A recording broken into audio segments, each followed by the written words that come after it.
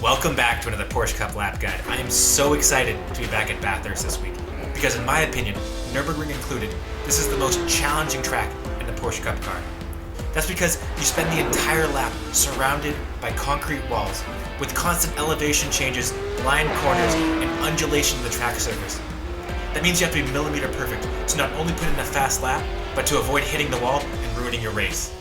So let me walk you through one of my best laps ever around Bathurst. Getting a good exit out of the final corner as we head across the line to start our fast lap and head into turn 1, where the car really wants to understeer. We're braking just before the start of these 2 tire marks in front of us, from 4th gear down into 3rd, and we can see the apex is actually banked. So we want to lift off the brake early to keep that left front from locking up. We use the banking and get on the gas hard right at the apex, just clipping our left side tires on the apex curbing, getting a great exit, using all of the road on the exit, leads onto a really long straight, so it's so important we maximize that exit and maximize that speed. Getting a good chance to take a deep breath as the trees pop in front of us. Someone has to tell me how to fix that. I don't know how to keep these trees from popping in and out. It's really distracting. Anyways, we're heading onto the mountain into a really fast right-hand corner. Our brake marker is just the start of this access road on the left. But this is not a smooth braking zone, so we have to be really careful with how we apply the brakes. I apply them light at first, then harder, but we decelerate very quickly, so it's easy to overbrake if you brake too hard. So it's a light brake at first, braking slightly harder here, braking all the way into the apex, and then immediately peeling off the brakes as soon as we come into the corner. In 3rd gear, getting on the gas very hard. We can see it's banked, so we have a ton of grip through this corner. Getting on the gas very hard right there. But now the track starts to fall away, so we lose grip. We can see I'm actually sliding and I catch that slide, but again, losing grip as the track falls away from us. You have to be very cognizant of that.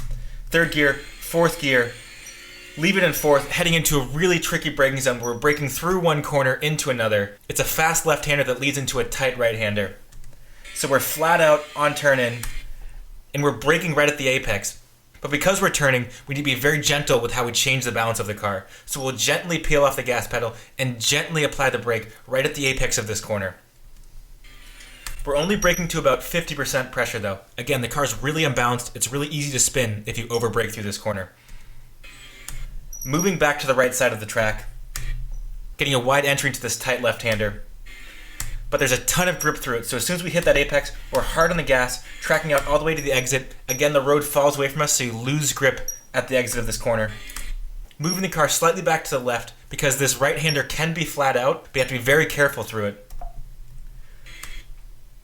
There's this bump right at the apex that really unsettles our car, so you want to keep your hands mostly straight through this bump, turning more as soon as we're over that bump, and the track starts to come at you really fast in this section. It's all about flow, carrying speed, and most importantly, not touching the brakes. The first section is this right-left chicane. It's just a slight lift after entry and then nailing the throttle on the exit, using both of the curbs. So we're just a slight lift to about 75% throttle right here, touching this curb on the right, apexing at this Fujitsu sign on the right, before we're flat back on the throttle, using this curb again on the exit. 4th gear, 5th gear, leading into 3 really fast left-hand turns. The first one's flat, the next 2 need a slight lift on entry. So we're flat out through this left-hander, aiming kind of at this tree in the distance in front of us, but we don't want to apex on the left-hand side. We want to set ourselves up on the right-hand side for this next left-hand corner.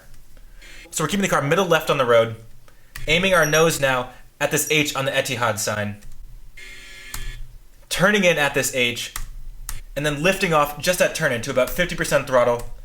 Really important not only to get a late apex on this left-hander, but to avoid abusing the curb. You can easily hit this curb too hard and have it send you into the wall. So we're getting a late apex, apexing right about here, just kissing that curb on the left, getting hard on the throttle again. We can see the road falls away from us, so we actually lose grip coming over this hill. But we're hard on the throttle, use all of the road on the right, into a blind left-hand corner, super challenging. We're lifting off and turning in just before this curbing in front of us. In 5th gear, a lift to about 25% throttle. Again, wanting a really late apex. So we're apexing right at the end of this curbing on the left, and we're already flat back on the gas. You can get a ton of speed through the exit. In 5th gear, setting up, again, an insanely challenging section. The key to this section is braking harder when the wheel is straight and lifting off the brake as soon as you begin to turn the wheel. If you have too much wheel and brake too hard, you will certainly spin through this section, and you have to be insanely lucky not to hit the wall. So we're in 5th gear. Again, a gentle lift off and a gentle brush of the brakes to start. We are turning into this first apex on the right here. lifting off the brake as we begin to turn here, and then downshifting into 4th gear before that apex, braking hard now as we are in a straight line in between this first right-hander and the first left-hander. Braking down into 3rd gear, lifting off the brake as we touch this curb, braking hard again though as we head into this next right-hander, down into 2nd gear, just barely missing this wall on the right, lifting off the brake though, and actually slightly touching the gas here, increasing our speed just a little bit before one final trail brake into this dip, hard on the gas as soon as we hit this compression, hard on the gas in 2nd gear, just barely missing that wall on the right, 3rd gear, 4th gear, setting up, I sound like a broken record, an insanely challenging braking zone now. We're braking through a right-hander into a hairpin left-hander.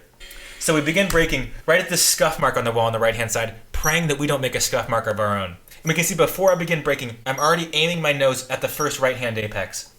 We're starting off the section though with a light brake, and we're increasing the brake pressure as we straighten out our steering wheel. So about a 30% brake, then increasing brake pressure as I aim my nose towards this hut in front of us. Braking hard down into 2nd gear. Now there's so many lines you can take through this corner. I prefer to keep it further to the left, as you can see. I just find it's easier to brake in a straight line with this car than trying to turn it back to the right while braking. So braking hard all the way into the apex. Just after this extended high wall on the left is when I get back hard to throttle, full throttle, use all of the road on the exit. We can finally take a little bit of a deep breath after that section. Whew!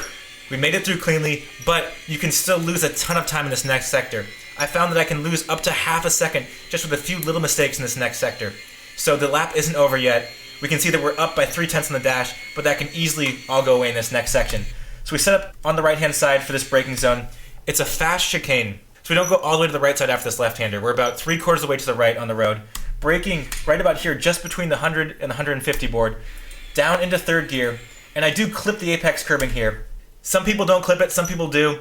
I found you can carry a bit more speed if you clip the apex curb, but then you lose a bit on the exit. It's really personal preference through here. I clip the apex curbing. What's most important though is we get really hard on the gas, flat on the throttle as soon as the car settles down, and then we're flat through this right-hander. 3rd, 4th gear, the car will want to slide in the exit. Again, the road falls away, but we are good, we are clean. We are up by over 0.3 now. Coming into the final corner, so easy to lose it and end up in the wall. I have done that many times now. We're braking right at the start of this 100 board. There's a slight bump right when we initially apply the brakes, so we're soft initially on the brakes and then hard on the brakes. Again, just like turn 1, the car really wants to understeer at the apex, so you're trying to peel off the brake as much as you can. From 5th gear down into 3rd. Some people like 2nd. I leave it in 3rd. I find I just can carry a bit more speed through the apex.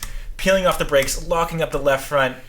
A little bit slow on the throttle. We lose a little bit of time there, but it was a good lap. It was a 2:04.0, tantalizingly close to a 2:03. But anyways, thank you guys so much for watching, so much for supporting the channel. I really appreciate it. I really appreciate you guys. I hope you have an amazing week of racing. Keep it clean out there, and I'll see you next time.